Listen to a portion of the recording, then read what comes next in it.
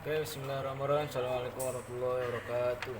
Pertama, yang terhormat kepada BNU selaku Federator Pondok Pesantren Sepekan Marabani Pida, yang kepada Umida selaku pengasuh Pondok Pesantren Sepekan Marabani Pida, dan lagi kepada guru-guru Pondok Pesantren Sepekan Marabani Pida, dan pada kedua orang tua saya dan pada keluarga saya. Semoga selalu saya akan menceritakan tentang ilmuwan pada masa ilmuwan pada masa dinasti Abbasiyah. Nah, sekarang tentang ilmuwan Al-Kindi. Al-Kindi adalah nama lengkapnya itu adalah Abu Yusuf Yakub bin Ishaq bin Sabba bin Imran bin Ismail bin Muhammad bin Al-Arif bin Al-Ash'as bin Qais Al-Kindi. Nah, beliau lahir di Kufa pada tahun 185 Hijriah atau 801 Masehi pada masa kekhalifahan Hasan Ar-Rasyid. Nah, ayahnya yang bernama Ibnu As-Sabba itu adalah pernah menjadi gubernur pada zaman Khalifah Al-Hasan dan Al-Harun Ar-Rasyid. Nah, dan sedangkan kakeknya yang bernama Al-Ash'as bin Qais itu dikenal sebagai salah satu sahabat Nabi. Nah, Al-Kindi adalah sosok yang dikenal berotak encer. Dia mampu menghafal tiga bahasa penting pada pada zaman itu. Kemampuan itu jarang dimiliki orang lain. Itu tiga bahasanya adalah Yunani, bahasa Suryani, dan bahasa Arab. Nah, Al-Kindi adalah seorang filosof pertama, Muslim pertama sampai abad ke-7. Nah, pengetahuan filsafat pada masa itu didominasi oleh orang-orang Kristen Suriah. Nah, kemudian Al-Kindi itu menerjemahkan dan menyimpulkan karya-karya filsafat Helenisme.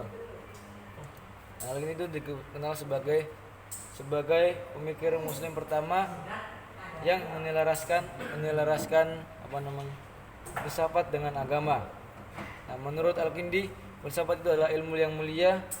Dan Al-Kindi itu melukis filsafat itu sebagai ilmu dari segala ilmu dan kearifan dari segala kearifan.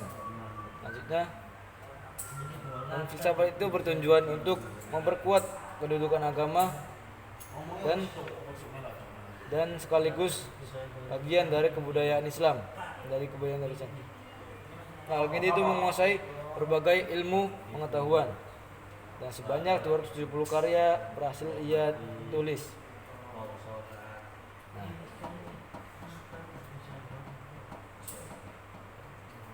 karya tersebut dapat dikelompokkan dalam bidang filsafat, logika, ilmu hitung, musik, astronomi, geometri, medis, astrologi, psikologi, politik, dan meteorologi.